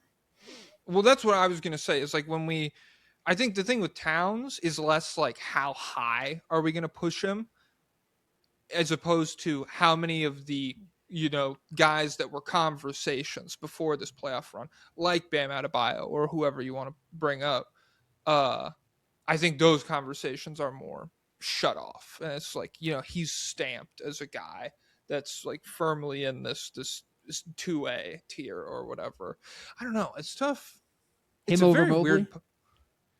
I think so. Yeah. But I'm higher on Mobley than most, and I hate what that fucking franchise has done with it. Maybe a full season of Harden boost with Mobley, we feel a little bit better or whatever. But if Towns is going to defend like this, there's just so much like self-creation stuff that he provides that Mobley doesn't really have. But yeah, I think when you talk about the foul trouble, lost to history. I don't think that's going to matter at all. Yeah. I mean, this closeout game, 23 minutes, 2 points, 1 for 7, 1 assist to 5 turnovers. Who cares? Mm-hmm. And it's a part of it is also like the refs, the inconsistency of the physicality that's like allowed game to game and play to play versus what is allowed when you go to the replay and look at everything in super slow motion, where it's like a lot of these Towns, offensive fouls that the Spurs challenged so that Wemby wouldn't pick a foul up and it goes on Cat instead, is like very normal battling for position that we saw in the first 3 or 4 games that for, whatever reason now they're starting to just blow whistles on these plays. Whereas in the previous games, it was just like, let the boys play it off. Come on. And so, yeah. I just don't think, while it is like a factor for Cat still in my mind when I think about him as a player, I don't think it'll be like a major talking point of the offseason. And really, like, he was so much better with the dumb fouls this postseason than he has been in the past. Yeah. It is. So I don't know. I feel like the Giannis Jaylen Brown trade is being talked about like it's inevitable, but I haven't seen any big name guys saying stuff. Like it's all 40K account Twitter guys. It's 40K inevitable to Twitter me. guys. I'll say that. It's inevitable? Yeah, it's inevitable. It might happen, but it also might not. If it happens, are you picking Boston to come out the East next year? Yeah, probably. But, I think my whole thing with Giannis at this point is like 4 playoff rounds feels like a very big ask health-wise for him. There's just been a lot of like, he's been dinged up here or there. And even though he's played like a lot of the regular season, the seasons have consistently ended with him getting injured. And so maybe a huge offensive workload reduction would help with that. But yeah, I don't know. But again, is it just like, would they have to give up Derek White too to get Giannis? I think it's Jaylen Brown and picks. Because it's a 3-way with Atlanta. That's a big upgrade. Obviously don't play the same position, but that's just a more talented team. Yeah, I guess I would do them, but I would love to see this Knicks team play that Celtics team. Okay. Let's start with the Knicks. We gave Joe Mazzulla a guy who can't shoot threes, and it broke his he can't even get him up in volume, and it broke his brain. All right, Colin Murray Boyles. Oh, hello, Jack and Pablo. Pablo just doesn't know ball clearly. The smallest small guard and shitty defensive big won a ring. Now what, Pablo? Is Banchero going to be good now? I'm just kidding. I actually just fully agree with the small, bad defensive guard and bad defensive big point. But when Cat does what he does defensively, it's enough, clearly. W Knicks and Cat gets a ring before Jimmy G buckets. G stands for gets. What do you think about that, the Jimmy thing? Because that's something I've been seeing on Twitter a lot. People are like, well, you called Wiggins and Cat losers, and now they both won a ring before you did. I don't know. Like, I like it in the sense that when people start yelling, I'm always, whoever's yelling, I don't like you anymore. Sorry. if we're on the train or if I'm walking around, stop yelling at me, especially at basketball. stop yelling. And so from that perspective, I'm like, yeah, fuck that guy who was yelling. You're doing too much. The only thing I wrote down is that it is pretty interesting how Jimmy Butler kind of has the like makeup of a guy who should be beloved franchise star. He always is until he nukes it. yeah, and he's just like consistently burned bridges, and like I'm sure Heat fans don't hate him anymore, but like Cat especially, Wiggins not so much, but now Towns has two franchises where I think when you ask people who's a player you love from this team, maybe not the best player that's ever played, but like a guy that you really fuck with and you love to watch. Came through when it mattered. Yeah. I think Wolves and Knicks fans will both bring up Towns very quickly. Yeah, no one will say Jimmy. Well, I don't know how they'll feel about Jimmy. The Heat fans will say Jimmy for sure, but like, will Sixers fans? Will Wolves fans? I think it probably would go Heat, Bulls, Sixers, then like Wolves, Warriors. Bulls, Jimmy, he's very memorable. And there was a lot of people who didn't want Jimmy to go. Who sided with him at the time, even though he was being jerk mode Jimmy. Mm-hmm. But let me ask you, peak Jimmy versus peak Brunson. Oh fuck! I mean, hey. I will say peak Jimmy here. Anybody who takes offense to that, there are better names than Brunson you can bring up. And I'll still be like, peak Jimmy was a fucking problem, bro. 56 to Drew Holiday at his peak? Come on, man. That's crazy. That's another thing. So when Jimmy won the championship, or when Jimmy was making those runs, people did the like hindsight, like, obviously this guy's always been right about everything. And they're like, oh, but Jimmy was too mean. Look where he is now, and look where freaking loser Cat is now. Mm-hmm. I wonder two things. First off, if Fox is good next year, will people do this? In what aspect? Will they say, oh, but I thought he was the worst player in the world? Oh, yeah, the clutch player of the year, the guy who led the Sacramento Kings to the playoffs. Yeah, that guy was never good. Blah, blah. And or like how they treated Dylan Brooks, like how people talk about Dylan Brooks as if the Memphis collapse never happened. Like, will people talk about De'Aaron Fox that way if he's good again? I think yes. Yeah, I think probably, but I'll never forget. And then number 2, Spurs OKC matchup again next year. Are people rooting for Shea?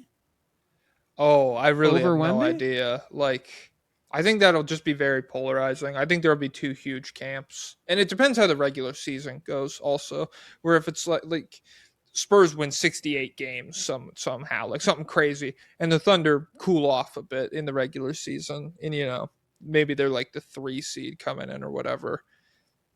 I feel like people and would Nuggets are 2 seed, they first round exit 2 seed. But Jokic is coming off a meniscus snip. Gordon's been in and out a little bit.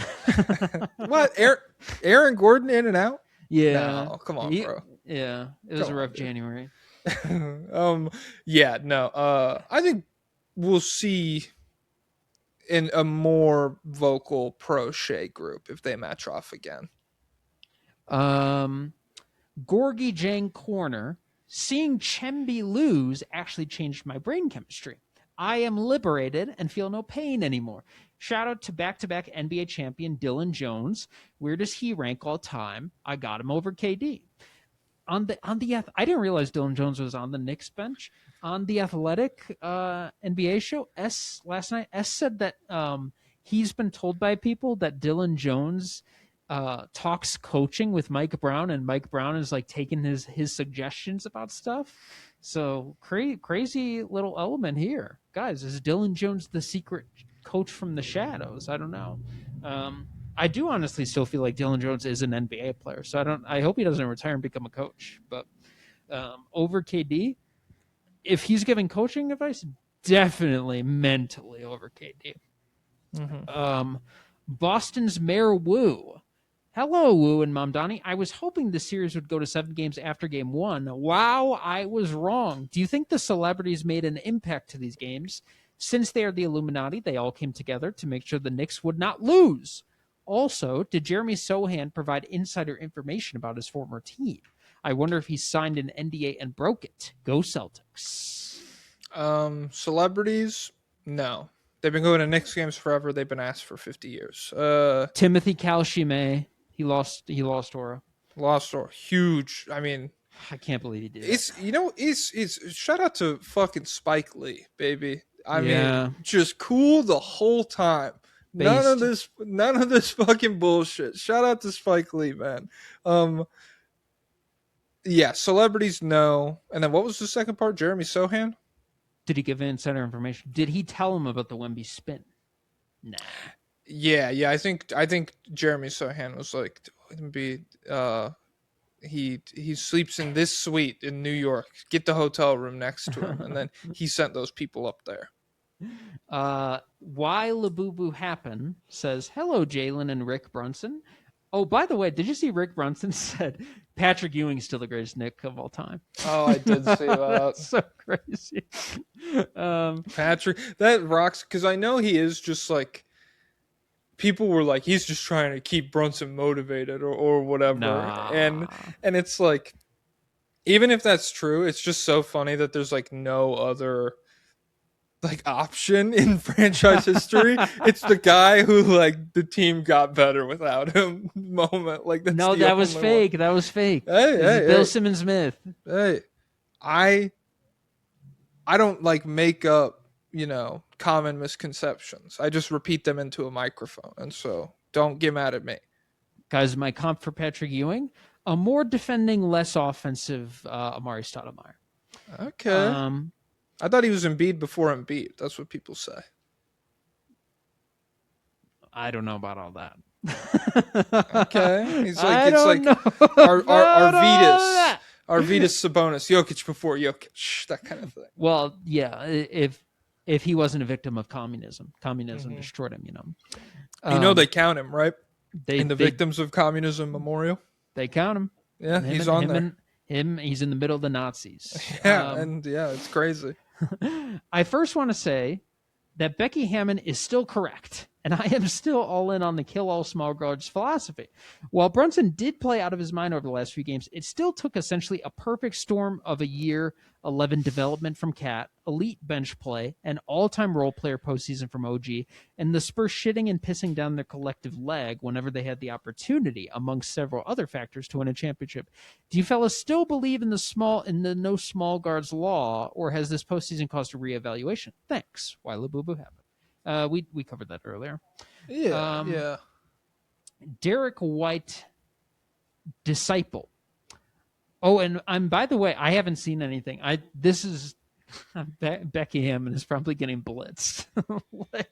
I mean, yeah. To be honest, I thought it would be more. Like I haven't really seen my time. Maybe in a couple days they'll start to get at her or whatever. And I bet she's gonna sound like a little salty because they're gonna ask her. I bet in the press conference, she could be like, "I didn't watch the game, but congratulations to him," or something. People are gonna get mad.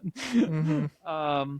Derek White Disciple says, "What does this mean for the future of kill all small guards?" Oh, okay, yeah, we mentioned this. Bark Dagnalt. Okay, yeah. What does this Jalen Brunson finals performance do for Becky Hammon's legacy? Brunson heard the anti-small guard agenda from a certain NBA podcast and shit all over it. All right. Distinguished Opossum. Hi, Jack and Fraudlow. If Jack is reading, switch to Pablo. Okay. In New York accent. New York City, listen to me. If you're near a convenience store right now, and we know. We know the audio clip. Mm-hmm. Put your dick in the cash register, that kind of thing. Brunson is a 1A championship player. Fuck you, Pablo, for doubting this team. Your punishment is a decade of A-cuff ball. Hashtag Brunson. Hashtag fearless. Hashtag small guards matter. Hashtag billions of guarts must smile. What's a guart? Guart. Let's see. Let's see if anything comes up. I think it's just like a silly way of small quart. Like, I think they're just being Oh, crazy. I see a New York accent. Gourd. Yeah. I'm so hammered right now. I can't believe they won. Fuck Pablo. Fuck the refs. Fuck Adam Silver. Guys, power rank. Who's the worst of them? It is crazy. This series from the officials is like it's a wild ass officiating series for the Spurs. Like they Well, did. they let the boys play. I mean, in some moments, yeah, for sure. But it is like, And we were letting the boys play in the OKC series yeah. for both sides.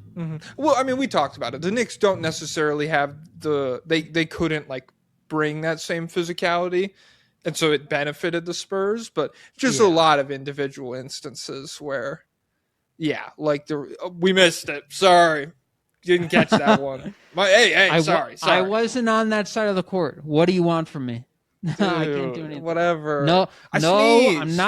I'm not calling Secaucus, dude. I only have 10 phone calls, so I'm already at 3. I gotta say I only pay. He's got like a prepaid. I've only got 20 minutes left. It on comes his out of phone, my dude. check, dude. You realize that the NBA doesn't cover that. That's out of my check. Yeah, challenges are out of my pocket, dude. And so think about your teachers next time that happens. We are in worrisome territory with the Bulls because apparently we're all in on Keaton Wagler. So I was watching some more Keaton Wagler last night. He's not that bad. He's not as bad defensively as I thought it'd be, but I'm still not super into him. What were you gonna say?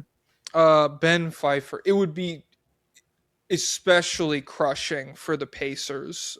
He's a Pacers fan. If Caleb Wilson fell to 5. And then the Clippers got to snag him there. I wonder. Oh no! What was the? Oh yeah, so Bulls Wagler at 4, Mikal Brown at 5, Caleb Wilson 6 to the Nets. Oh, okay, all right. How tall is Mikal Brown? I think he is. He might be 6'5". Is he 6? No, I think he's 6'4" barefoot. Whatever. It's a guards league now, so draft a guard. Well, he's got a Charlie Kirk spine, so he's okay. Nice. It's made of titanium. He's much more in the Lillard hopes than Brunson hope. But let's see. Yeah, I wonder where. Now we know where A-Cup's not getting past Sac. God, I wonder what Sacramento's thinking watching this. Wait, what do we have on Sacramento right now? Okay, Sabonis. You just take the cat leap defensively. Year 11, so we just wait. We draft Acuff, the next Brunson. Yes. Hunter is OG. Okay, I like that. Levine. I feel like they want to get rid of him no matter what. No, but Keegan Murray is Mikal Bridges, dude. Yep. So we have Keegan Murray, Mikal, DeAndre Hunter, OG, Acuff, Brunson. Nick Clifford is who? Could that be Devin Carter's kind of like Deuce? Well, the thing with the Knicks is like their whole bench is small. It's crazy. You have Mitchell Robinson, enormous, and then Alvarado, McBride, and Shamet are all pretty tiny guys. But Malik Monk, Shamet, defensive guards, really. Westbrook, Alvarado. Whoa. Okay. Yeah. What if Alvarado was better, but sometimes something crazy happened? We're not that far away. We're really not. Yeah. A-Cup is the key. # Project Brunson. I've been saying this. Joe Anella. Is Brunson the greatest tough shot maker of all time? If not, who is? I think Jordan is. Yeah. It's like Kobe took more difficult shots and did make them sometimes, but I still would rather. And I think Jordan is up there. I think a lot of the taller guys. I think Brunson is the. Who is this competition for best small Steph shot maker of all time? But Steph is 6'4". I mean, he's not like 6'2". Well, no, whatever. I'm thinking like 1v1. Steph is not this. It's he is. I mean, to me, hey. When Steph has to go 1-on-1, like hey, maybe the volume isn't the same or whatever. But it's because there's so many different things you got to. When Steph needs to get into the shot making bag, dude, And are you only qualifying like tough middies or That's what? I think that is shot like one-on-one guy in your face. Obviously, Steph is an incredible Well, self-creator, but when he has struggled in the playoffs, it has been because he's had to create 1v1. And I mean, there are times, I don't know the full timeline of what was injury, what wasn't, like with the Kevin Love moment. Yeah, it was probably injury. But regardless, like 1v1 Steph versus like I guess versus Castle. Like I don't know. It just looks so different, I guess. Yeah, I would take Steph over Brunson. But then like the only other names that are like, are you interested in CP3 in this conversation at all? I don't know the retro resume. His, Honestly, I I don't mean, know. I don't know the resume in total. Like, I don't have a lot of it memorized, so I don't really know. I mean, I don't know the resume. I'm just saying, like, when I Because he remember, has a lot of bad moments too, but I don't know what's. I have a very general a memory. lot of Like, it is injury. I think like in the was playoffs at he least. incredible on the Rockets offensively? I mean, I think he was like pretty damn good on the Rockets. Let me see. Here's Paul. But regardless, it's a very short list of guards before you get to Brunson. But yeah, like even with Steph, I would still go Jordan over everybody, but like a pretty decent chunk. The shit Jordan was doing is insane.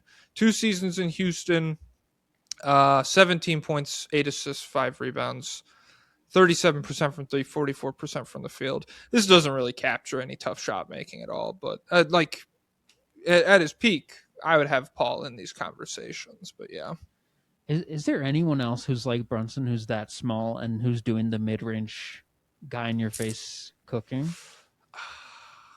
I don't really know. Everyone else that's small, it's 3 point shooting. I feel like it's like Damian Lillard or whatever. It's pretty nuts. Yeah, but yeah, Brunson is a short list, and if you do it to the small guards, it's arguably just straight up him. Um, we got Jaden McDaniels said, as it's about to be midnight and New York is about to turn into Gotham for the weekend, I, a Timberwolves fan, want to congratulate Cat, Timberwolves legend, aka Big Purr, as he is now an NBA champion. I'm curious to know, do y'all think Cat for Randall Dante trade in retrospect was needed? I'm leaning towards the idea that the Knicks needed Cat to win the championship, but I also think Randall and DiVincenzo could have gotten it done. Thoughts? P.S. Fox was the real Finals MVP and was robbed. I don't think they win this trade with Randall and DiVincenzo or win this series. Agreed. Yeah. Yeah. Towns. He presents unique challenges for Wemby that Randall does not. Yeah, we said. Did Randall play in the Wolves series? Yeah, I can't. It wasn't. It was pretty rough, right? I think so. I mean, yeah, Randall's just.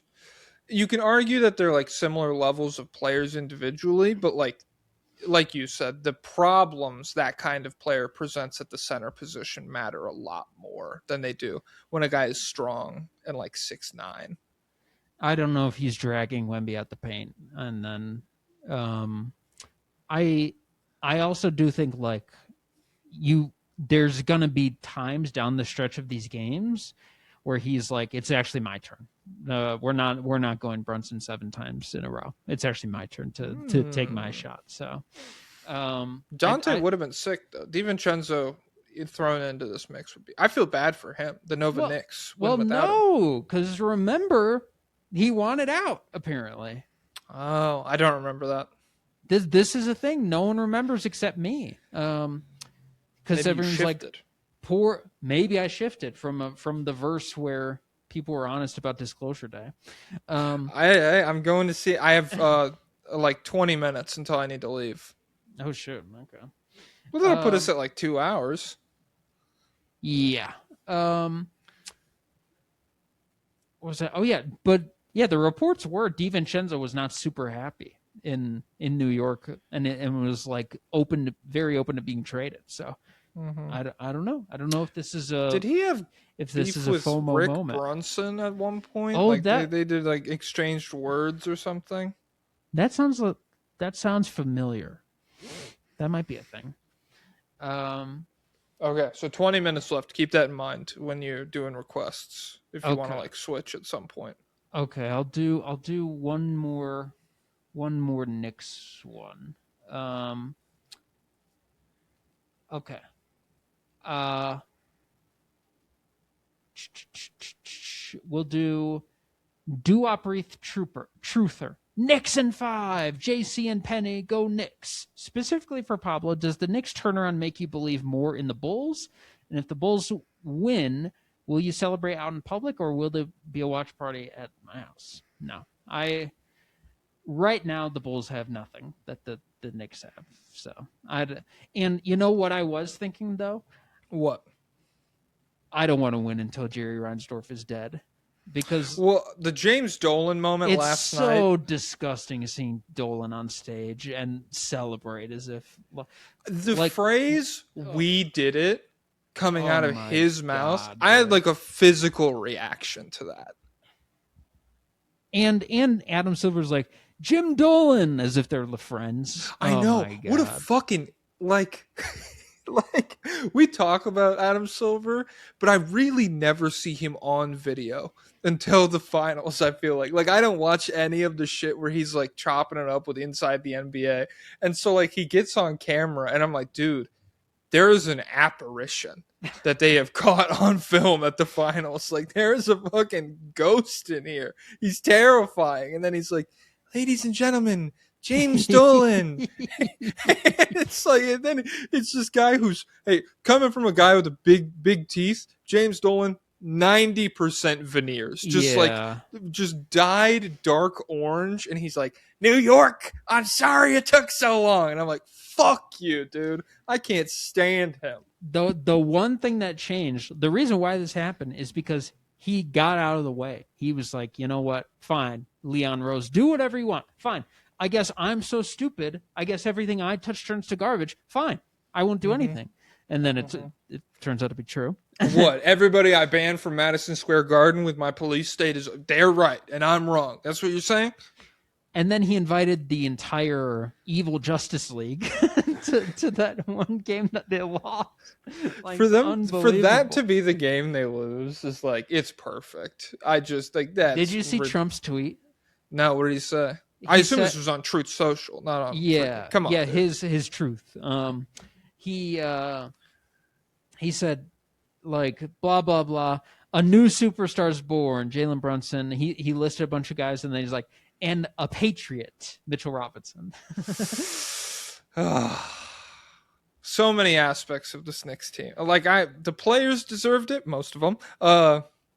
And I like, the city coming together, baby. But like, James Dolan being happy, Donald Trump being happy, a lot of the people sitting on the sidelines being happy. I'm all like, you're a bad guy. I don't want you're a bad person. I don't want to see you winning out here. Okay. We'll do one more Knicks one because I feel like it's been too many non-Knicks guys. So this is from Garrett Diem. Hello, Logan and Carson. Now that my Knicks are champions and it's officially the beginning of a second small guard golden era, do you think the team building meta will change at all?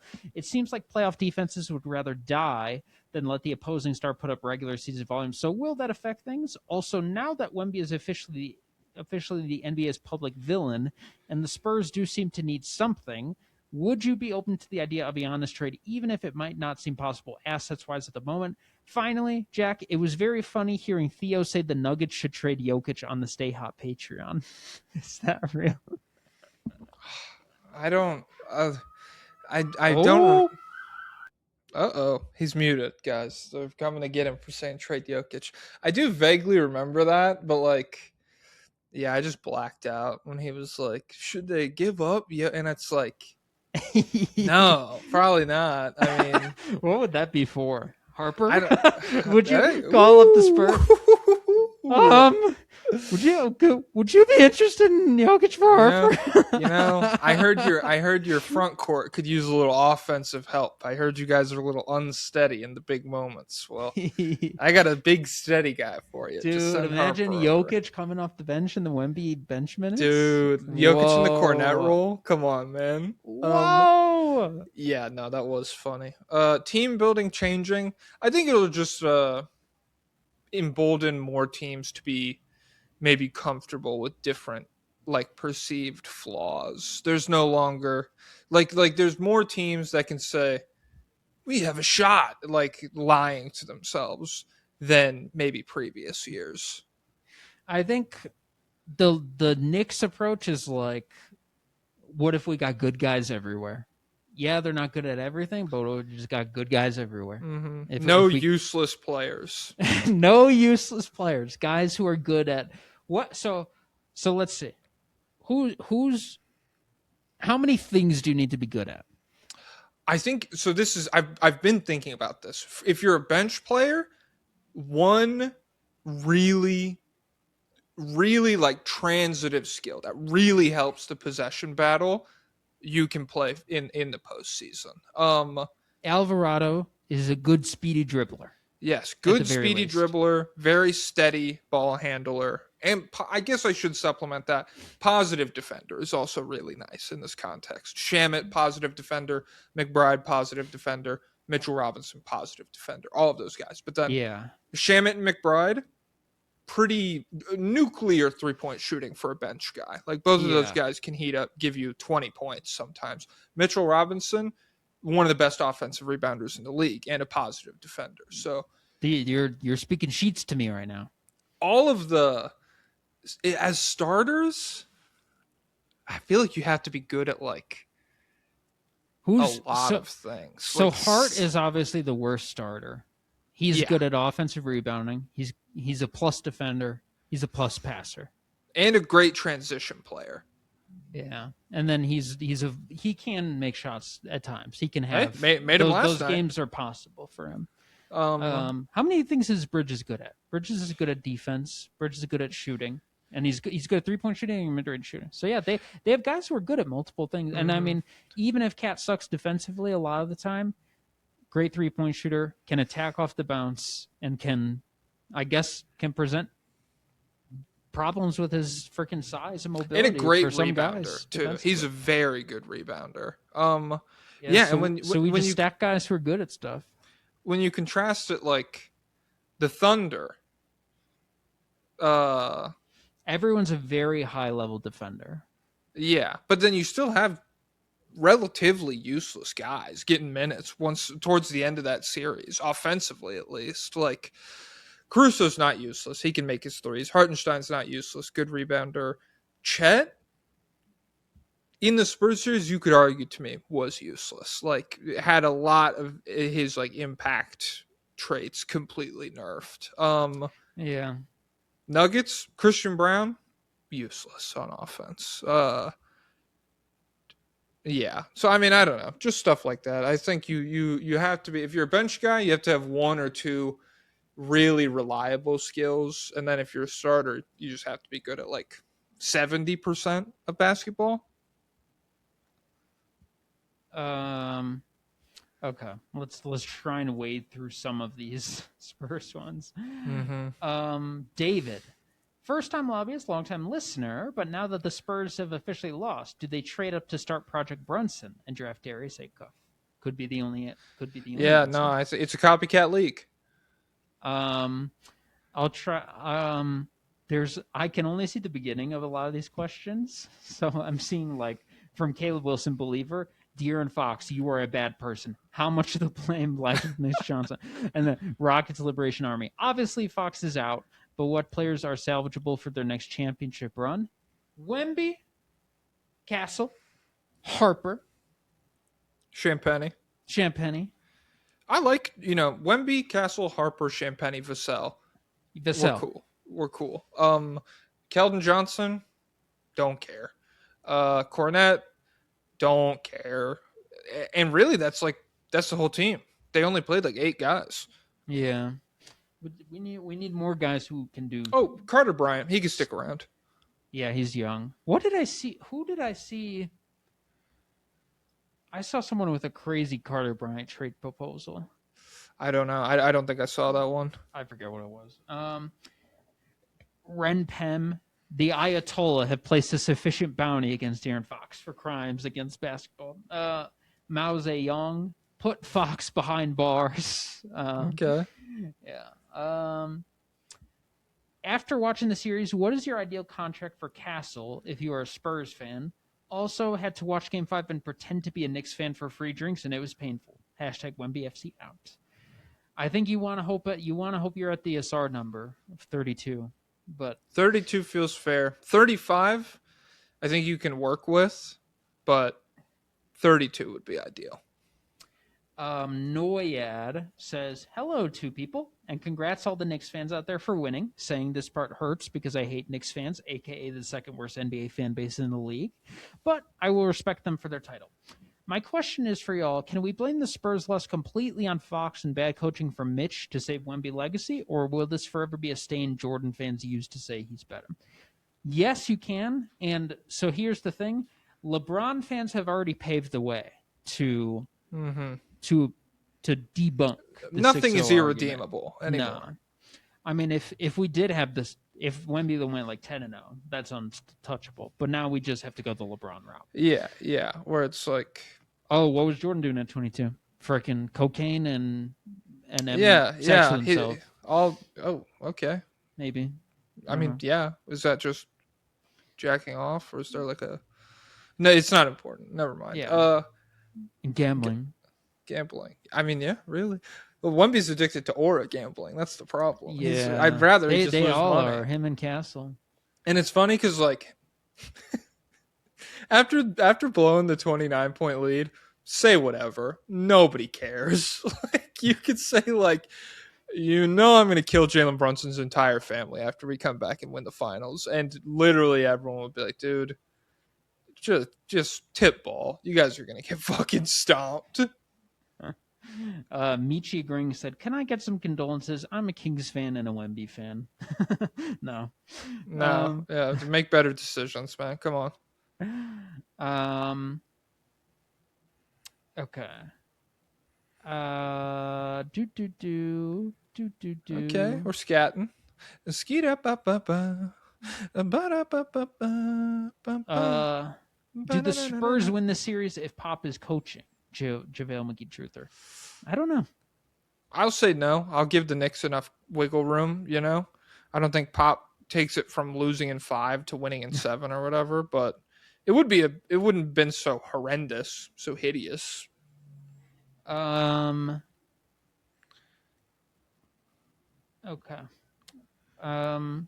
Okay. Well, there's a lot going on here. I mean, how much can it be? It's quite a bit. Can you describe what you're seeing? It's like you're having like a hallucination. I'm seeing a lot of just Fox kill this guy. Okay, guys, it's not productive. We've specified, try to, you're entitled to say whatever you want in the lobbyist request, but to get yours read, maybe something thought-provoking could be cool. All right, Elio. Hi, friends. Turns out experience did matter. We'll start the dynasty next year then. For my questions, as Castle doubters, could you form an ideal starting fiver on Wemby to complete the locked or no-key lineup? And Pablo, what do you think of Morris Johnson Jr.? Would he be a good pickup for us? Also, I was wondering, what are each of your favorite Pokemon? Thanks. So, yeah, I do think Castle can exist in the locked or no-key. We just need more shooting around him. But I guess really you need the Harper shooting leap, really. But yeah, I think Morris Johnson would be one of the types of players that they need on this team. A big wing and a guy who maybe could function as a center, as a backup center. But I don't know if he's going to be there at 20. Is he really? Because I don't know. Morris Johnson? Yeah. Pull up a mock. Let me see. I'll pull up. Who's mock you want? What's first? NBA CBS? mock draft. Let me just. From what site? Well, I'm just Googling mock draft and we'll see. Yeah. ESPN's first, then Bleacher Report, then NBA. Let's look at 3. Control F, Morris Johnson. Okay. So on the NBA's draft, Morris Johnson goes 14th overall. Let me pull up Tankathon real quick too, just so we know who goes where. 14th to the Hornets is Morris Johnson for the NBA. He's what the hell? 14 on the Bleacher Report one as well. And then Command F Morez. Oh, what? Why can't on the NBA's website? There's no mock draft. Idiots, dude. What are they doing? So it looks like 14 to the Hornets, which makes a lot of sense. They need front court depth. Yeah, I don't know if he's going to last to 20. I wonder if the Spurs will keep this pick. If they offered you first round this pick for Paul Reed in your Detroit, are you accepting? Oh, I mean, yeah, because I think that's kind of steep, have, to be honest. Too much for Paul Reed? Yeah, a little bit. I feel like first round pick, you should be able to get someone a little better. Like Paul Reed's good. I like him, but the Rockets wouldn't accept this pick for Adams, would they? no, I don't think so. But Adams is a lot more important than Paul Reed is. So let me see. Because Hornets at 14, then it's a lot of traded picks. How many of these teams need bigs if we can get past the Hornets with Morris Johnson? The Bulls, not necessarily. We need everything, so who knows? He fits slap. Fuck, that's tough. Grizzlies. But apparently we might be trading up for Keaton Waller, so we might not even have this pick. Grizzlies, you got Edie, so beast mode. Well, we're getting... Oh, no, they're probably not getting Boozer. OKC via Philadelphia, they would like Morris Johnson, I feel like. But, you already got He's Mr. like the Sorber. same size as Sorber, yeah. But I think I probably will be higher on him than Sorber. Then it's the Hornets again via Orlando. So if the Hornets pass on him at 14... Which, I mean, the Hornets are smarter these days, but I mean, it wouldn't be the craziest thing in the world. Yeah. Yeah, so I don't think he'll be there at 20 if I had to guess. Vlorp. Hey, fellas, as a still mourning Thunder fan, how do you think we would have done in this series? Bong hit transplant. Okay, so this is injured Thunder that we saw. Yeah, I mean they probably don't recover. I don't think Jalen Williams would have got better. No, yeah, I think they lose. I think they probably put up a better fight though, where maybe it just goes more games. I do. Are they better at dealing with the blender? Probably. I think so, because if you can blitz Brunson with multiple guys and survive the blender, then you could beat these guys. But I don't know how that dynamic would play out. Yeah, they have a lot of really good small defensive guys who fly around. Yeah, I think Shea's a better late game manager, but then I also feel like OG Anunoby is a lot better than Stephon Castle on defense. Like I think that's a defender that that's just fucking tough. Yeah, but also, I think Caruso, Kaysen, maybe even Dort in a 1v1 situation. Like these With Brunson? Yeah, I think they are. I think they would be better. Yeah, but I think you're losing if you're the Thunder. I think just not enough offense. All right, let's do one more because I had to bounce. All right.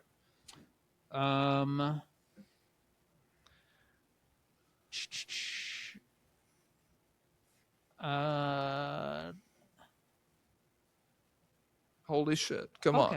Poliver. Hi, Jack and Pablo. Am I delusional to want the Spurs to try and trade for Zion this offseason? The Spurs' lack of size really hurt them this series with KJ and Cornette being unplayable. I know Zion might be a hitman rapist, but outside of that, I think it could be an interesting buy low that could give them a dynamic offensive player at the 4. This is something I did see a little bit of discussion about over the course of this offseason. It's crazy to think about because, as far as demanding bodies on offense, it's Wemby, Giannis, and Zion kind of alone, and I guess Shea sometimes. Yeah, but to think about how much that they could warp the court offensively, Zion and Wemby, is nuts. The question is Zion in a good environment all of a sudden motivated to try and play defense again? And can he play defense without his body exploding? And can he rebound without his body exploding? I'm going to say no. But it is an interesting buy low. I think he's probably the most interesting buy low candidate out there right now. And well, you know what? What? Can we do Fox for Zion? Is Dumar's that stupid? Come on, baby. Come on. Hey, if I said you can have Fox for free. So if I could have Zion, oh my God, please. What do they have that guard? DeJounte and Poole? Yeah. And Fears. And Fears. Oh, shoot. Okay. Yeah. Well, you need a mentor to bring him up, dude. Yeah. Okay. Yeah. I'd call. I'd make the call. Come on. Make the call. Dumars. It's Dumars, dude. Like, you might as well be spinning a slot machine. You might win. Would you be worried about him being a zero shooter? Zion? Yeah.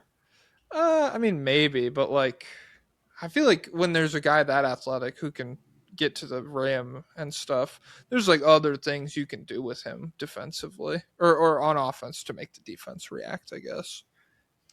Yeah. I don't know if it's Fox for him, I would advise it, but otherwise probably not, because he is still making like 40 million, right?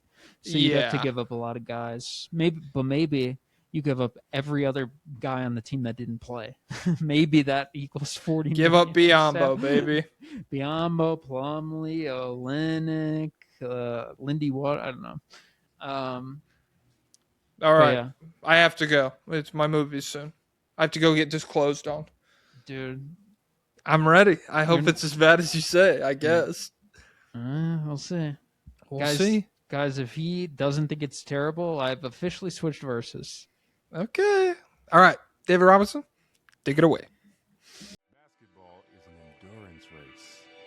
Whoever's got something left to give in the fourth quarter wins.